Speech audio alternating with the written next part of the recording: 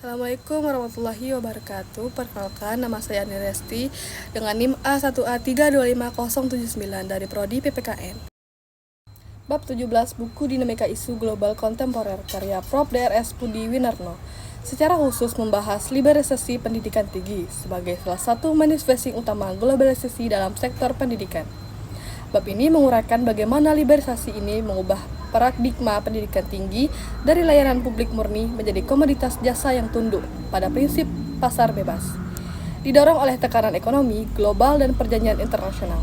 Penjelasan difokuskan pada konteks Indonesia, tapi juga merujuk dinamika global yang mempengaruhi kebijaksanaan nasional, latar belakang historis.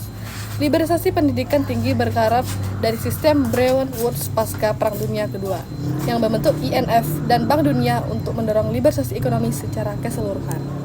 Proses ini dipercepatkan melalui putaran GATT dari 1986 hingga 1994 yang menghasilkan generasi Agreement to Trade in Service pada tahun 1994, di mana pendidikan tinggi dikategorikan sebagai jasa mode 3, penyediaan komersial melalui investasi asing. Pemutaran Doha 2001 semakin memperkuat komitmen ini dengan tujuan meningkatkan daya saing nasional melalui efisiensi dan partisipasi di Indonesia.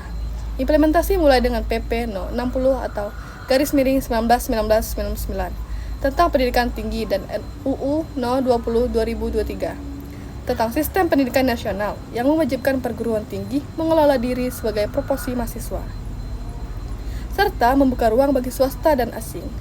Prinsip dan mekanisme liberalisasi bab ini menjelaskan 4 prinsip, yaitu GATT yang diterapkan MORS, Poor Rate Nation, National Treatment, Transparency, dan Mutual Regulation. Mekanisme utamanya meliputi pemerintahan pusat melepaskan sebagai kendali ke perguruan tinggi otonom, perguruan birokrasi untuk memudahkan pendidikan kampus, swasta atau asing, pendidikan tinggi sebagai bisnis dan swasta menanggung biaya operasional hingga 70% sampai 80% melalui UKT. Liberalisasi juga mengharuskan akreditasi internasional dan pengakuan silang sertifikat, memungkinkan mahasiswa Indonesia belajar di luar negeri dengan kredit yang diakui kembali. Dampak positif, meningkatkan akses pendidikan tinggi dengan jumlah PTS, perguruan tinggi swasta, melonjak dari ratusan hingga menjadi ribuan. Peningkatan kualitas melalui kompetisi pasar dan kerjasama internasional, misalnya program twinning dengan universitas asing.